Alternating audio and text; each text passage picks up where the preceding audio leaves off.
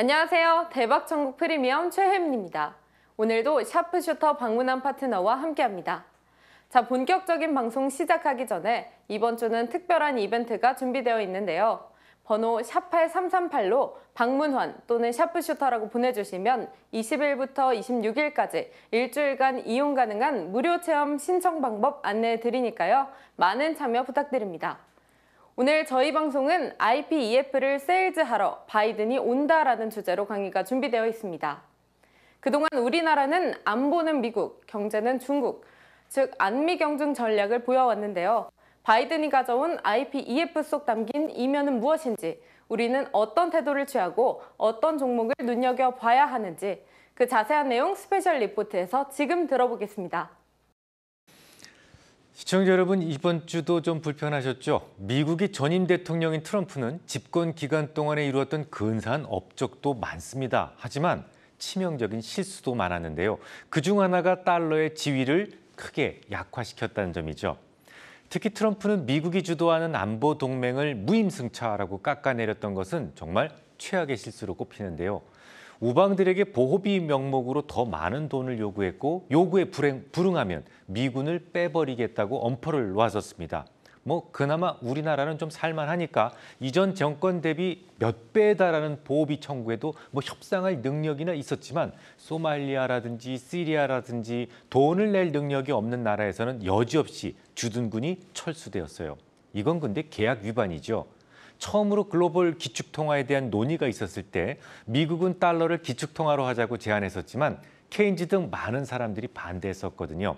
하지만 미국의 막강한 해군력으로 달러 동맹국들을 보호하겠다라는 제안이 받아들여지면서 수많은 나라들이 기꺼이 달러를 결제통화로 쓰게 된 겁니다. 이 달러 발행으로 인해 생기는 막대한 시너리지의 일부는 미국이 우방들을 보호하기 위한 재원으로 쓰였는데요. 그러니까 미국이 우방들을 돕는 것은 그들의 약속이자 의무였던 것이죠. 만약 트럼프가 이 기축통화에 대해서 아주 조금의 관심만이라도 있었더라면 좋은 대통령이 될 수 있었을 겁니다. 하지만 해외 주둔군을 운용하는 것이 달러를 강하게 하고 궁극적으로 미국을 더욱 부강하게 한다는 기본 개념조차 몰랐기 때문에 우방을 저버리고 고립주의를 내세우면서 미국은 국제 무대에서 리더십이 약화되기 시작을 했었죠. 만약에 트럼프가 4년 더 대통령을 했더라면 달러는 이미 저 로컬 통화가 되어 있을지도 모를 일입니다. 실제로 과거 트럼프 정부 말기 때 대략 한 1년 정도죠. 국방장관을 했던 마크 에스퍼가 최근에 자신의 회고록을 발표했습니다. 제목은 성스러운 맹세였는데요. 여기에 이렇게 쓰여 있습니다. 트럼프가 제안한 것 중 일부는 이해할 수 없는 것들이었다. 주한미군 완전한 철수를 요구했고 아프리카에서 모든 미군과 외교 인력을 철수하고자 했다. 트럼프는 지난 2020년에 주한미군 방위비 분담 협상을 진행하면서도 매우 짜증을 냈는데 그는 한국에 대해서 다루기가 지긋지긋하다라고 불평했고 한국이 미국에 바가지를 씌우고 있다고 주장했다. 한국은 미국의 삼성 TV를 팔아먹는데 우리는 반대로 우리 돈을 써서 그들을 지켜주고 있다. 이런 식으로 불평했다고 주장을 합니다. 만약에 그가 연임에 성공했더라면 아주 운이 좋았다고 하더라도 그들이 청구하는 보호비를 최소 전임 정권 대비 5배는 올려줬어야 했을 겁니다. 시청자 여러분들이 생각하시기에도 어처구니가 좀 없죠. 미국이 우리에게 TV를 받고 그 대가로 내준 것이 무엇이던가요? 자동차였던가요? 컴퓨터였던가요? 그저 달러라고 하는 약속된 종이 쪼가리였어요. 달러를 우리가 기꺼이 받고 TV를 내줬던 것은 달러가 매우 안정적인 기축통화였다라는 점 이외에도 우방들을 지키겠다는 약속도 포함이 되어 있기에 가능한 일이었죠. 다행히도 트럼프는 연임에 실패했고 바이든 정부 때 와서는 트럼프가 망쳐놓은 이 달러 동맹이 빠르게 복원 중에 있습니다. 바이든 대통령이 당선되자마자 가장 먼저 했던 말이 무엇이었습니까? 미국이 돌아왔다, 이런 말이었어요. 또한 전통적인 우방의 가치를 다시 세우려고 총력을 다했는데요. 마침 이번 주에도 조 바이든 미국 행정부는 트럼프 행정부 때 철군시켰던 아프리카 소말리아에 미군을 다시 배치하기로 결정했잖아요. 소말리아는 지금도 해적이 들끓는 아주 가난한 나라입니다. 궁색하게 보호비나 받아먹을 목적이었다면 그닥 관심 가질 수 없는 나라죠. 하지만 그곳은 중동의 석유가 유럽으로 향하는 길목이었기 때문에 지정학적으로 매우 중요한 위치예요. 지금 유럽으로의 안전한 석유 수송은 달러의 유럽 지배력을 유지하는 데 너무도 중요하기 때문에 미국이 전체 비용을 감수하고라도 주둔군을 유지해야만 하는 것이죠. 바이든이 바로잡을 것은 트럼프 때 철수했던 이 해외 주둔군의 복원만은 아니었습니다. 트럼프는 미국이 공들여 만든 경제 블록에서도 자진해서 탈퇴하고 나가버렸거든요. 이 경제 블록을 구성하는 것 역시 기축통화를 유지하는 데 매우 중요하죠. 미국이 주도해서 경제 블록을 형성시키는 즉시 그 땅은 모두 달러의 영지가 되어버리니까요.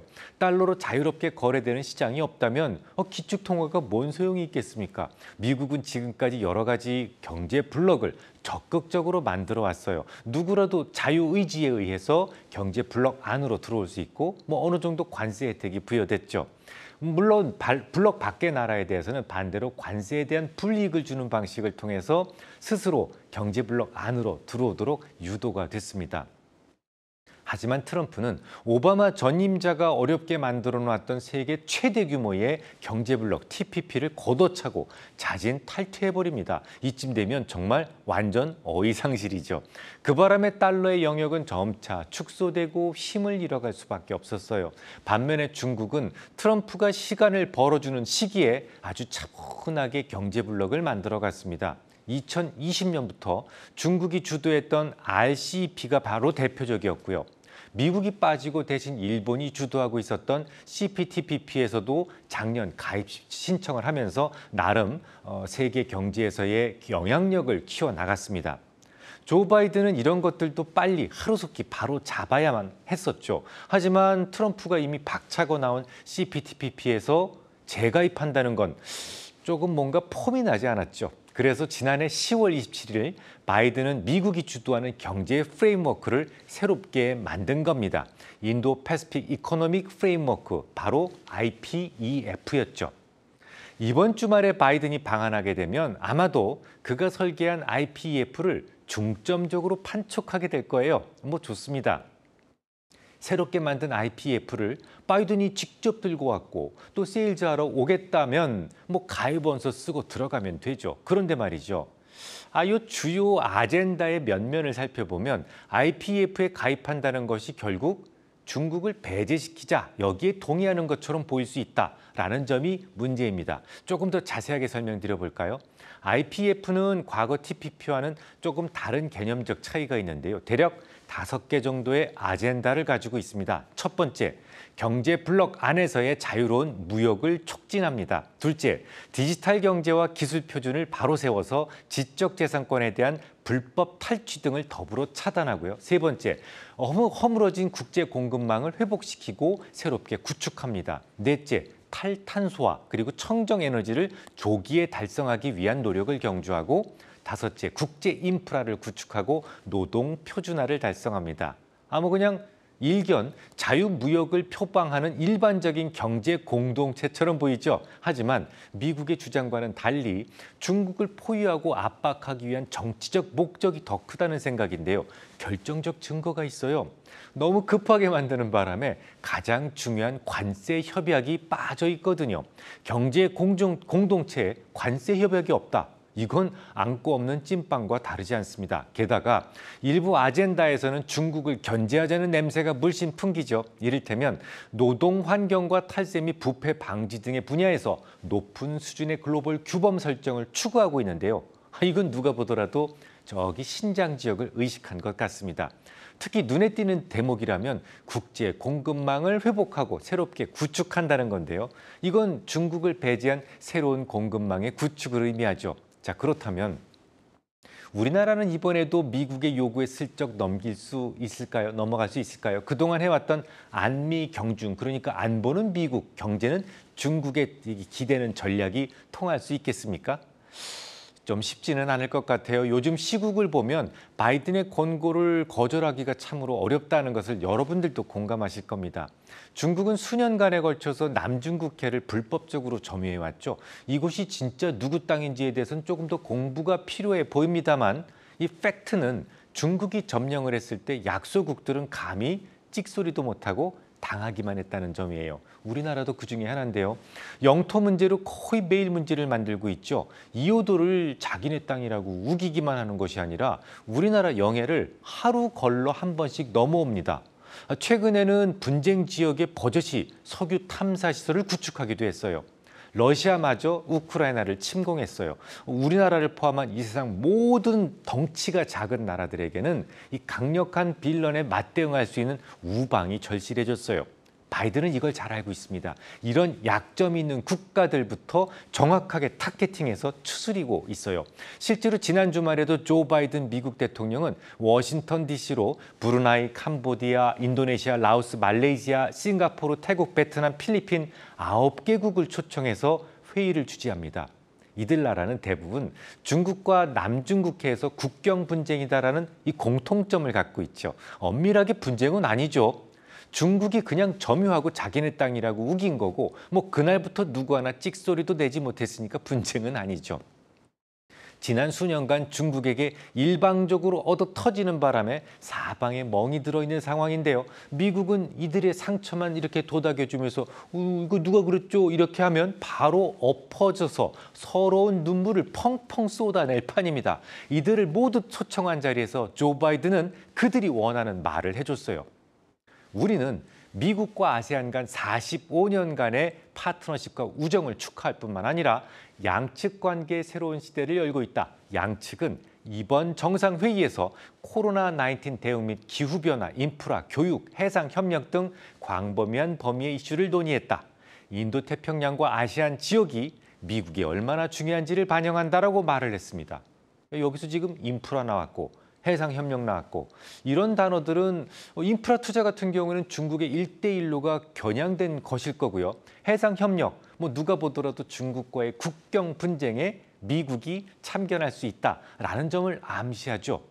이에 대해서 미국의 의회도 진지한 지원 사격에 나섭니다. 상원 외교위 홈페이지에 따르면 외교위원회 위원장인 민주당의 밥 메넨데스 그리고 공화당의 짐 리시 상원의원에 의해서 지난 11일에 발의되었던 결의안을 처리합니다.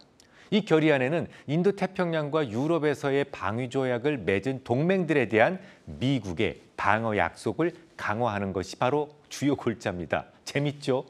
미국 상원 외교위에서 이번 주에 통과시켰다고요. 어떤 결의안을 통과시켰는데 동맹들에 대한 미국의 방어 약속을 강화한다라는 것이 핵심이라니 말이죠. 지금 누가 봐도 딱 이렇게 먹힐 것 같은 문구 아닙니까? 수년 동안 중국에 의해 침공당했던 남중국해의 모든 나라들뿐만 아니라 푸틴의 이 주먹이 닿는 이 동유럽 전역에서도 일제히 감동을 줄 만하지 않습니까?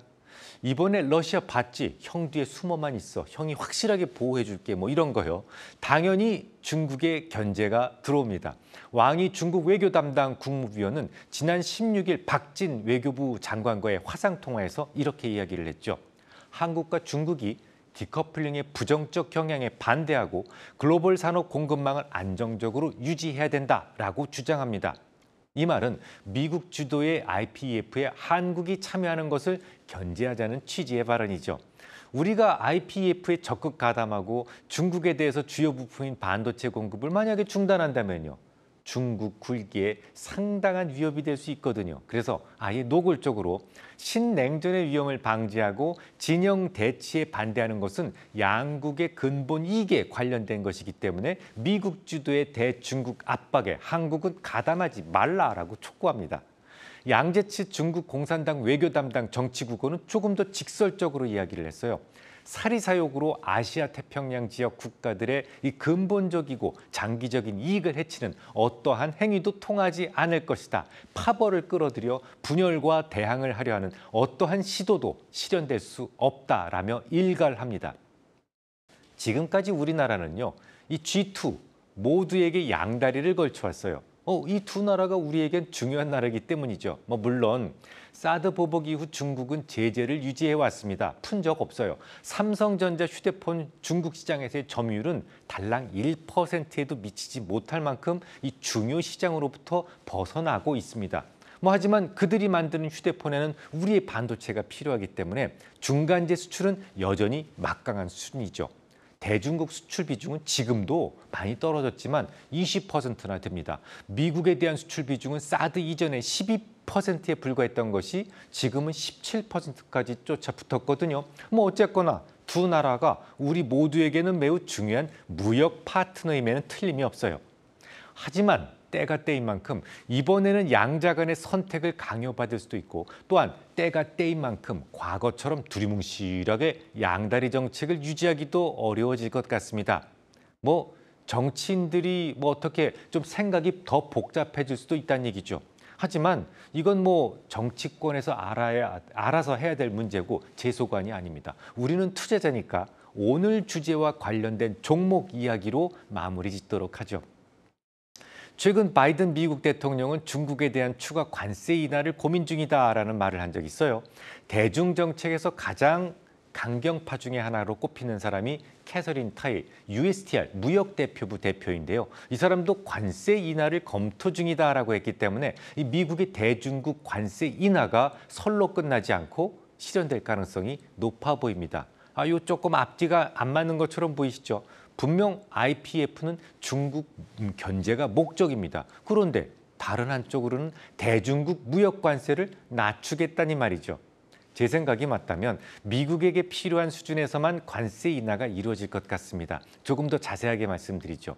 미국은 지금 물가 때문에 고민이에요. 특히 중간 선거를 앞둔 바이든에게는 물가의 안정이 매우 시급한 문제입니다. 그래서 미국의 물가를 낮추기 위해서 중국의 관세를 조금 허물자는 거죠. 피터슨 국제경제연구소에서는 이 중국에 대한 관세를 완전히 철폐한다면 미국의 CPI, 소비자 물가 지수가 1.3%포인트 낮아질 것이다라고 예측하고 있어요. 자넷 옐런도 그렇게 얘기했고요. 작업용 장갑이라든지 쓰레기통 같은 정말 생필품이나 혹은 공구류 같은 값싼 공산품에 대해서 아직 중국을 대체할 나라를 찾기는 쉽지가 않습니다. 이런 자파물에 대해서 우선적으로 관세를 낮춰서 물가 안정을 도모하자, 그런 취지로 보입니다. 그래서 관세 장벽의 이 전면 철폐보다는 부분 완화가 선택될 가능성이 높다는 생각인데요. 만약 관세 장벽이 낮아진다면 당장 수혜를 볼 수 있는 업종은 화학 소재가 될 가능성이 높습니다. 사실 화학 소재주들은 그동안 최악의 성적을 기록했죠. 아무래도 원료가 되는 나프타 가격은 우크라이나 전쟁으로 인해서 비싸졌는데 이것을 가져와서 이것으로 만드는 생산품에 대해서는 중국의 락다운으로 인해서 소비가 감소하는 바람에 가격이 떨어졌거든요.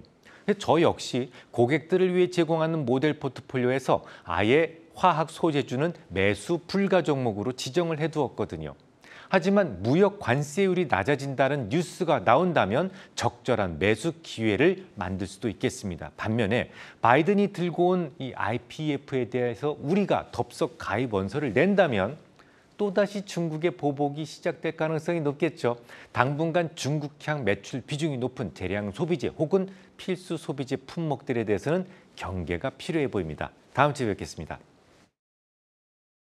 네, 저희가 준비한 강의는 여기까지입니다. 오늘은 IPEF와 앞으로의 미국의 행보에 대해 살펴봤는데요. 방문한 파트너께선 미국이 중국에 대한 관세를 인하한다면 미국의 CPI가 낮아질 것으로 예측되기 때문에 당장 수혜를 볼 수 있는 업종은 화학 소재가 될 가능성이 높다는 말씀해 주셨습니다. 그리고 당분간 중국항 매출이 높은 재량 소비재 혹은 필수 소비재 품목에 대해서는 경계가 필요하다는 조언도 해주셨습니다. 오늘 강의가 여러분에게 투자에 참고가 되었길 바라면서 저희는 다음 주에 다시 더 유익한 내용으로 찾아뵙겠습니다. 시청해주신 여러분 고맙습니다.